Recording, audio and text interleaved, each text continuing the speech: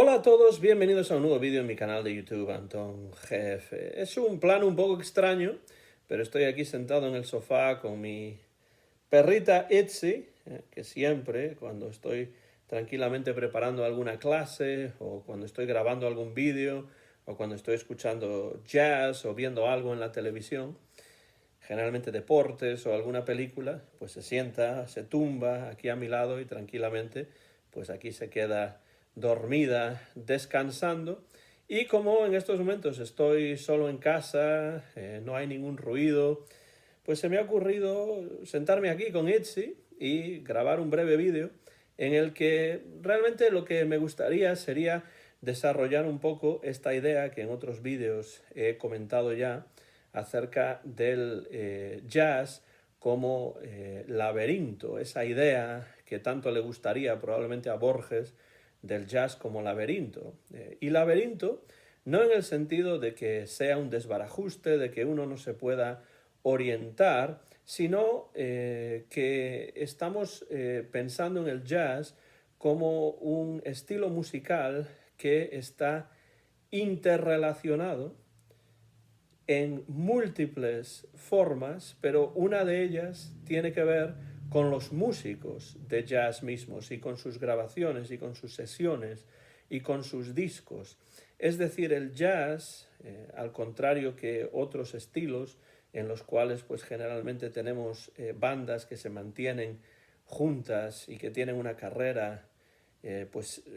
con pocos cambios en sus formaciones a lo largo del tiempo, pues pensemos en los Beatles, en los Rolling Stones,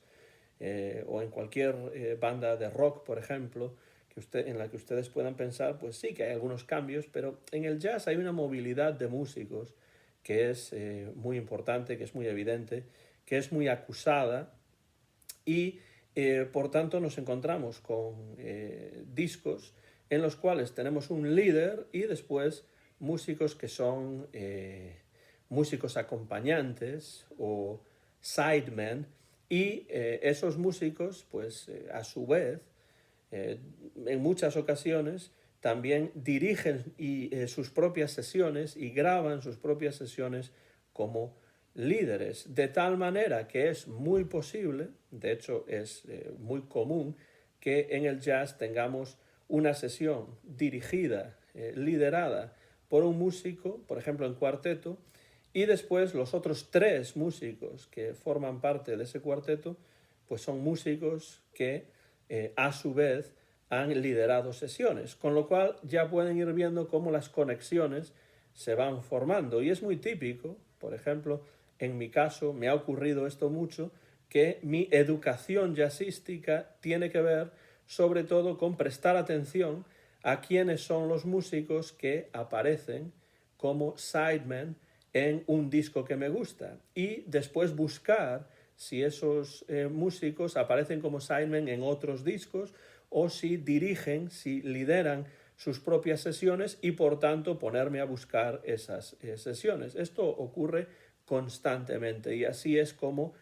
uno va conociendo a diversos músicos y va ampliando sus miras, su conocimiento dentro del jazz. Pero en cierto modo el azar tiene mucho que ver con eso. Yo recuerdo que el poeta gallego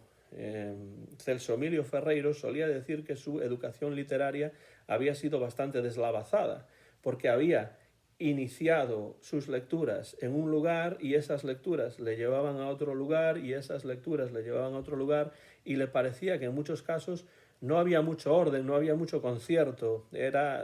quedaba todo un poco en manos del azar, ¿no? Y esto ocurre un poco con el jazz también. No es que haya un método exactamente, pero sí es cierto que un músico va llevando a otro y una sesión va llevando a otra y, por supuesto, un disco va llevando a otro y de esa manera vamos avanzando en este camino que es un camino realmente que se convierte en un camino vital incluso. Porque cuando uno entra en el jazz, y esto ocurre por supuesto con otros estilos, pero yo estoy aquí hablando de jazz, cuando alguien entra en el jazz realmente se convierte en algo que acompaña a las personas a lo largo de toda su vida. A mí me pasa que cuando yo empecé a escuchar jazz, cuando tenía 11, 12 años, y entré en el jazz, pues el jazz se convirtió en una compañía. No voy a decir que es un modo de vida, porque yo no soy músico de jazz y no vivo de ello en absoluto, pero sí se ha convertido en un elemento muy importante de mi existencia, en un elemento muy importante, diría incluso, de mi vida diaria, y por tanto es un camino que uno va realizando, un camino en el que se va encontrando en ese laberinto, y digo laberinto precisamente por las múltiples conexiones que existen, por cómo de manera inesperada un disco nos puede llevar a otro disco, un músico a otro músico, y así hasta el infinito prácticamente, ¿no? Pero es un camino que uno, por supuesto, va realizando, a veces a ciegas, otras veces con ayudas bibliográficas, discográficas, etcétera, y pues en muchos casos también en complicidad con otras personas. Personas que pueden ser amigos nuestros o que pueden ser personas que ahora, pues yo por ejemplo he conocido gracias al canal de YouTube. Yo recuerdo, por ejemplo, que uno de mis grandes cómplices en esto de la música y en esto del jazz en particular siempre ha sido mi padre, que tiene una discoteca enorme en la cual el jazz tiene muchísima importancia y tiene un lugar muy especial dentro de su discoteca, como he tenido la oportunidad de conversar en un vídeo con él recientemente durante un viaje a Vigo. Mi padre siempre ha sido un cómplice en esto de la música y especialmente en lo referente al jazz. Algunos amigos de mi padre, algunos de ellos ya fallecidos, como por ejemplo un buen amigo de mis padres que se llamaba Suso Jares, que también tenía un gran conocimiento y sobre todo un gran amor por el jazz, y le gustaba especialmente el jazz del sello ECM, ECM, y le gustaban mucho sobre todo los guitarristas del jazz. Pero vamos, estos son dos ejemplos de personas con las cuales uno puede compartir su amor por la música y su interés por el jazz, pero por supuesto he conocido a otras personas a lo largo de los años gracias a esta serie de vídeos sobre jazz en el canal, y también he conocido otros canales de otras personas que se preocupan también por difundir y por divulgar su interés y su conocimiento sobre el jazz. Por tanto, me parece que el jazz es una suerte de laberinto, un laberinto desde luego gozoso. No es uno de esos laberintos en los cuales uno se siente totalmente perdido y no sabe cómo salir y es una especie de sensación de angustia que le invade, más bien al contrario. Es decir, hay muchísimo jazz que se ha grabado desde los inicios de la historia de las grabaciones, porque realmente las grabaciones sonoras empiezan a finales del siglo XIX y el jazz empieza a grabarse pues prácticamente comercialmente desde lo que se pueden considerar sus inicios, es decir, sus inicios grabados. Esto parece algo que es de perogrullo, pero en realidad no lo es tanto, porque la música clásica precede en mucho su composición, en muchos casos, a sus primeras grabaciones sonoras, el jazz no tanto. Si pensamos en las grabaciones de la Original Dixieland Jazz Band en 1917, tanto si hay gente que eso no lo considera como jazz verdadero, como jazz puro, pero bueno, ¿qué es eso del jazz verdadero y del jazz puro? Pero vamos, la primera banda de jazz, por supuesto de músicos blancos en ese caso, que es la ODJB, la Original Dixieland Jazz Band, graba sus primeros discos en 1917, es decir, pues se llevaban pocas décadas grabando música en esos momentos. Entonces la discografía del jazz grabado es inmensa. Es un planeta entero, es un mundo completo, con lo cual pues es por supuesto muy difícil, casi imposible, ser completista, no es mi interés tampoco ese, pero lo que está claro es que es un camino largo, complejo, que lo acerca para mí a un laberinto, pero un laberinto en el que uno no se pierde necesariamente y es un laberinto en el que se van realizando conexiones entre discos, entre músicos, entre estilos, entre instrumentos incluso, pero es un laberinto en el cual uno nunca siente angustia, sino más bien el goce de ir descubriendo nuevos músicos a través de otros músicos, nuevos discos a través de otros discos y, bueno, uno siempre se encuentra con todo tipo de sorpresas, por músicos totalmente desconocidos que son magníficos, por sesiones que uno no conocía de músicos que sí conoce bien, etcétera, etcétera. Además, muchos de los músicos de jazz más importantes, e incluso otros no tan importantes, han tenido una discografía bastante extensa y han tenido una carrera musical y discográfica que se extiende a lo largo de varias décadas, con lo cual es muy posible encontrar lo que yo suelo llamar discos crepusculares de ciertos músicos de jazz, que ahí me parecen interesantísimos también, para ver de qué manera ha evolucionado o no el estilo de un músico. Aunque en general, cuando uno escucha los primeros discos de un músico, como puede ser Ben Webster, por ejemplo, el saxofonista, y después escucha sus sesiones posteriores, ya cuando pues graba hacia el final de su vida, pues aunque por supuesto sigue siendo el mismo estilo, sí que se aprecian ciertas diferencias sutiles. Entonces el jazz es riquísimo, hay muchísimos músicos, hay innumerables grabaciones, y si uno entra en ese laberinto del jazz, va a sentir el placer, por lo menos yo lo siento, de ir descubriendo continuamente cosas que no conocía. Es decir, hay que entrar en este laberinto del jazz, desde mi punto de vista, con la mente completamente abierta, con los oídos completamente abiertos y preparados para acercarse a todo tipo de nuevos músicos y de nuevas grabaciones. De esa manera, desde luego, vale la pena. Y por eso en el canal, dentro de las impresiones sobre jazz, dentro de música,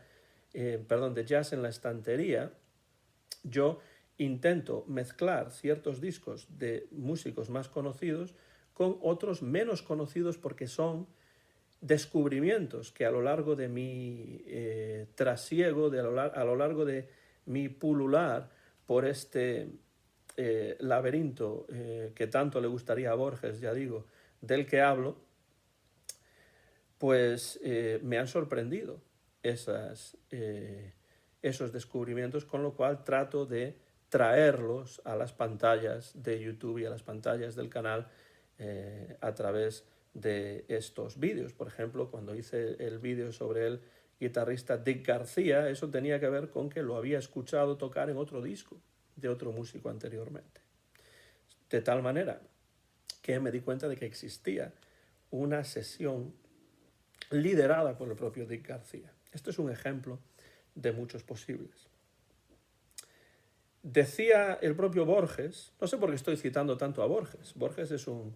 escritor que me interesa, por supuesto, no es uno de mis escritores necesariamente favoritos, aunque disfruto mucho leyendo muchos de sus textos y los utilizo muchas veces en las clases de literatura que doy en la universidad, pero en uno de ellos, que he comentado en el canal, por cierto, que se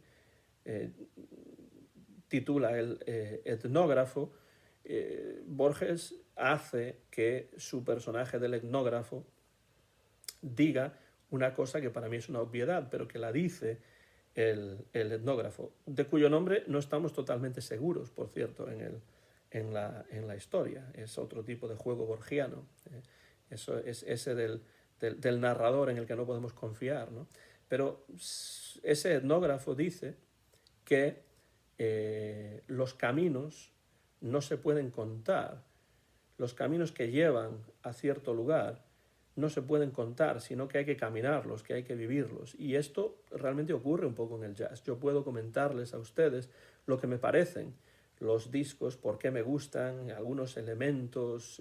descriptivos, aunque siempre es difícil describir la música y las sensaciones que la música produce, ¿no? Pero yo puedo describir los discos, yo puedo recomendar los discos, pero de lo que se trata sobre todo es de que ustedes al otro lado de la pantalla pues tengan la oportunidad de escuchar por sí mismos esos discos y que a su vez esos discos les lleven a otros discos, etcétera, etcétera. Y por eso me gusta que YouTube, que es un repositorio de información, tenga también esa dimensión de red social que nos permite intercambiar impresiones sobre los discos, una vez que, por supuesto, yo los he escuchado para presentárselos a ustedes, pero después ustedes a su vez pueden también comentar una vez los hayan escuchado, o si es que los conocen ya, o puedan aportar otras referencias discográficas relacionadas para ir navegando por ese laberinto, ir haciendo ese camino laberíntico que nos va llevando a diferentes músicos y a diferentes discos. Quiero, por ejemplo, darles un ejemplo final para terminar el vídeo de ciertas conexiones que recientemente he realizado entre discos que me han llevado a conocer a dos músicos nuevos. En relación con uno de los discos que presenté en el canal recientemente del pianista sueco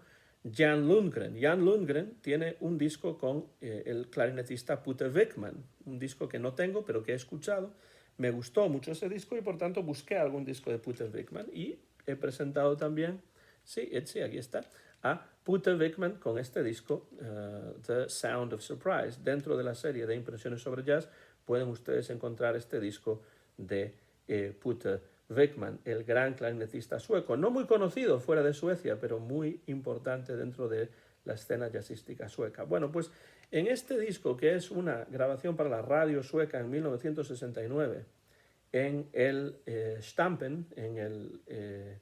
Pawn Shop, el club de jazz de Estocolmo, 1969, pues aquí aparece al piano Lars Sjösten. Y en este disco me encanta el piano de Lars Sjösten, con lo cual esto me ha llevado a buscar si es que hay discos de Lars Sjösten como líder. Y no es que solamente haya discos de Lars Sjösten como líder, sino que hay un disco de Lars Sjösten, el cuarteto de Lars Sjösten con Lee Konitz, nada más y nada menos. Y aquí tenemos al cuarteto de Lars Sjösten con el añadido de Lee Konitz en diciembre de 1991, grabando para el sello Dragon Records una serie de temas, alguno de Lee Konitz, alguno del gran saxofonista sueco Lars Gullin. Por cierto, de Lars Gullin también tengo discos, con lo cual ahí tenemos otra conexión. Y bueno, algún estándar también como Body and Soul y Star Eyes. Entonces aquí tenemos a Lars Sjösten, el pianista sueco, tocando con Lee Konitz, pero no hay solamente un disco de Lars Sjösten con Lee Konitz, sino que hay un segundo disco de Lars Sjösten con Lee Konitz. Este ya no es en quinteto o en cuarteto más Lee Konitz, sino que aquí tenemos a Lars Sjösten con Lee Konitz en un octeto, ¿okay? Y además todos los temas que aquí aparecen en este disco, eso que como ven he comprado de segunda mano, todos estos temas grabados en noviembre de 1983, también para el sello Dragon Records, son de Lars Gullin, con lo cual esto es un tributo a Lars Gullin, algunos temas más conocidos y otros menos conocidos de Lars Gullin, tocados por este octeto con Lars Sjösten al piano y Lee Konitz tocando el saxo alto. Bueno, muy bien. Buscando información sobre Lars Sjösten, tenemos ahí ya dos conexiones, de Jan Lundgren a Putte Wickman, de Putte Wickman a Lars Sjösten, y buscando información sobre Lars Sjösten me he dado cuenta de que aparece también en un disco del saxofonista tenor Bjarne Neram. Y por tanto he comprado este disco, además a muy buen precio, de Bjarne Neram, publicado por Gemini Records de Oslo, Noruega. Y aquí tenemos un cuarteto. Bjarne Nerem toca el saxo tenor y Lars Schösten toca el piano. Y todo lo que tenemos aquí son, sobre todo,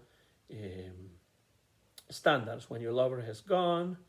everything I have is yours, easy to love, Indian summer, I got it bad and that ain't good, more than you know, gone with the wind, etcétera, etcétera. Con lo cual tenemos una siguiente, una conexión extra, que es Lars Schösten nos lleva a conocer al saxo tenor Bjarne Nerem. Maravilloso, por tanto, ver cómo estos discos, estos 4 discos que aquí tengo, de alguna manera, están unidos por conexiones que hacen que un disco nos lleve a otro, un músico nos lleve a otro, una sesión nos lleve a otra, y así vamos, por supuesto, con peligro de nuestros bolsillos, añadiendo discos a nuestra colección y conociendo músicos, en este caso no demasiado conocidos, pero en los que no podríamos haber caído si no hubiese sido por ese laberinto que nos lleva de un disco a otro, y de otro disco a otro, y de un músico a otro, y de otro músico a otro, y así hasta el infinito. Por no hablar de músicos estadounidenses que grabaron en Europa, músicos europeos que grabaron en los Estados Unidos, músicos estadounidenses que viajaron a Japón, músicos japoneses que se vieron influidos por la música de estos jazzmen estadounidenses que llegaron a Japón, la influencia de la bossa nova brasileña en el jazz, y así una y otra vez sin parar y ad infinitum.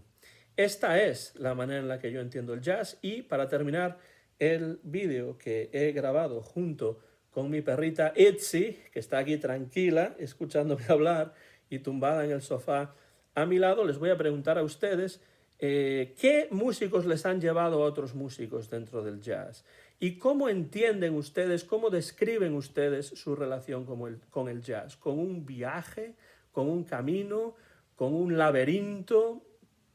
con una aventura. ¿De qué manera ustedes entienden su relación con el jazz? Lo dejo aquí, simplemente quería, bueno, divagar un poco sobre estos temas, pero son cuestiones que a mí me interesan mucho porque de alguna manera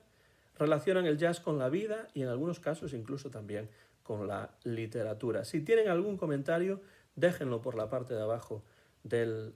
vídeo. ¿Qué músicos o qué discos les han llevado a otros músicos y a otros discos de jazz? ¿Y cómo describirían ustedes su relación con el jazz? Soy Antón García Fernández con Itzy aquí en Jackson, en el estado de Tennessee, en los Estados Unidos de América. Muchas gracias por su atención y sigan escuchando buen jazz. Seguimos en contacto a través de mi canal de YouTube, Antón GF. Gracias y hasta la próxima ocasión.